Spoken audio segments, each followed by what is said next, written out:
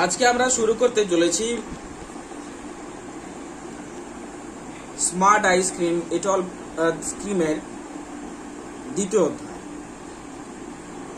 It all started with the ice cream man, Mr. Peppy. It all started, এটা পুরোটাই শুরু হয়েছিল with the ice cream man, ওই ice cream ওয়ালার সঙ্গে, যার নাম ছিল mister পেপ্পি। He had a van, তার একটি ভ্যান গাড়ি ছিল, which he parked, যেটা সে পার্ক করে রেখেছিল outside the school, স্কুলের পাশে, outside an empty position.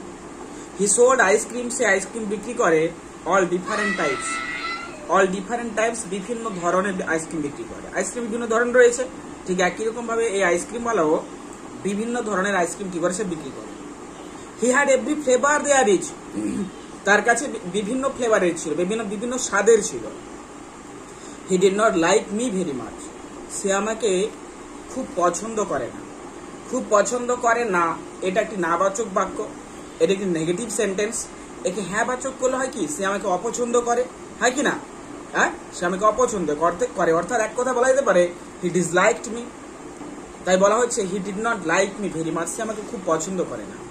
He told me once, সে আমাকে একবার বলেছিল, ইউ থিঙ্ক, তুমি মনে করো, ইউ আর স্মার্ট, তুমি মনে করো তুমি খুব চালাক, তুমি খুব smart. One day you will be too smart, একদিন তুমি খুব চালাক হবে। তারপরে মিস্টার পেপি কথা বলতে বলতে, মিস্টার পেপির কথাতে আমি শুনে হেসেছিলাম, বক্তা হেসেছিল, তাই বলছে I just laughed and walked off. আমি শুধুমাত্র হেসেছিলাম এবং চলে গিয়েছিলাম। I knew, আমি জানতাম, he would not do anything, আমি জানতাম সে আমার কিছু করতে পারবে না। আমি এই ধরনের গল্পগুলো আমি শুরু করলে বলা হয় ফার্স্ট পারসন ন্যারেটিভ টেকনিক বলা হয়। অর্থাৎ আই বলতে আমরা এখানে ন্যারেটর বলতে পারি, মানে বক্তা, অথবা আই বলতে আমরা এখানে স্পিকার বলতে পারি, মানে যে স্পিক, যে কথা বলে সে বক্তা, অথবা আই বলতে আমরা এখানে লেখককেও ধরতে পারি, যিনি লিখছেন গল্পটা।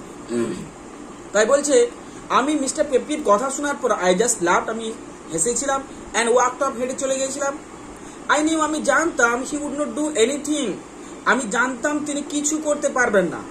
হি was too soft hearted, he was too soft hearted, he was too মানে খুব, ভেরি, সফট মানে নরম, হার্টেড মানে মনের, তিনি খুব নরম মনের মানুষ ছিলেন। তার হৃদয়টা খুব ভালো ছিল, তার মনটা খুব ভালো ছিল, তার অন্তরটা খুব ভালো ছিল, তার হৃদয়টা বলা যেতে পারে গোল্ডেন হার্ট বলা যেতে পারে। আমাদের সমাজে এরকম লোক রয়েছে যাদের মন খুব ভালো, যারা সাহায্য করেন গরিব লোকেদের, তাদের মন হচ্ছে golden heart, soft hearted. He was always giving free ice cream, তিনি সবসময় ফ্রিতে আইসক্রিম দিতেন, বিনামূল্যে আইসক্রিম দিতেন টু কিডস, বাচ্চাদেরকে, শিশুদেরকে, হু হ্যাড নো মানি, যাদের কোনো টাকা নেই। এরকম আইসক্রিমওয়ালা আমরা দেখতে পাই। তাই মিস্টার পেপ্পি সেই রকম আইসক্রিমওয়ালা ছিল, যাদের কাছে টাকা নেই তাদেরকে কি করতেন, বিনামূল্যে আইসক্রিম দিতেন। who had no money. He felt sorry for poor people. তিনি দুঃখ অনুভব করতেন গরিব বাচ্চাদের জন্য, গরিব মানুষের জন্য। ঠিক আছে, এটা দ্বিতীয় প্যারা শেষ। এরপর আমাদের পড়া শুরু হচ্ছে। There were a lot of stories going round about that ice cream.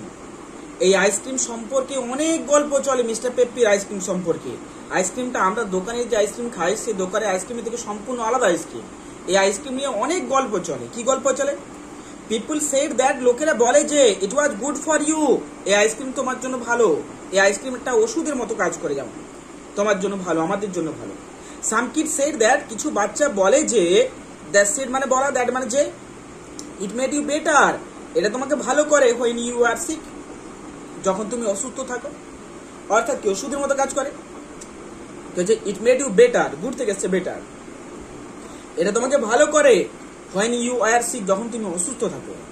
One of the teachers, one মানে একজন, অফ দ্য টিচার্স শিক্ষকদের মধ্যে একজন, টিচার্স মানে শিক্ষকেরা, তাই বলছি ওয়ান মানে একজন, টিচার শিক্ষকদের মধ্যে একজন, কল্ড ইট, বলেন এটাকে হ্যাপি আইসক্রিম, এটাকে হ্যাপি আইসক্রিম তিনি বলেন।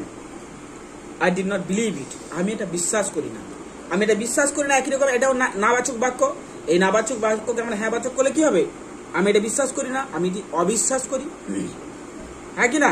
I disbelieved it, it never made me happy, এটা কখনো আমাকে খুশি করেনি। মানে কি, সবসময় আমাকে দুঃখী করতো, কখনো আমাকে খুশি করেনি। তারপরে বেড়াতে আছে, ঠিক ধীরে ধীরে আশা করছি সবাই বুঝতে পারছো। অল দ্য সেম, একই রকম ভাবে, there was something strange about it, কিছু একটা ছিল, অদ্ভুত ছিল এটা সম্পর্কে, যেটা আমিও বুঝতে পারিনি, অদ্ভুত ছিল। There was a kid at school, স্কুলে একটা বাচ্চা রয়েছে, who had a long nose, স্কুলে একটা বাচ্চা রয়েছে যার নাকটা খুব লম্বা ছিল। when he blew it, যখন সে বাজায় এটাকে, you could hear, তুমি শুনতে পাবে, a mile away, কয়েক মাইল দূর পর্যন্ত শুনতে হবে। Peppy felt sorry for him, peppy তার জন্য দুঃখ অনুভব করে। আজকের জন্য এতটা রইল, পরের দিন আবার হলো। ধন্যবাদ।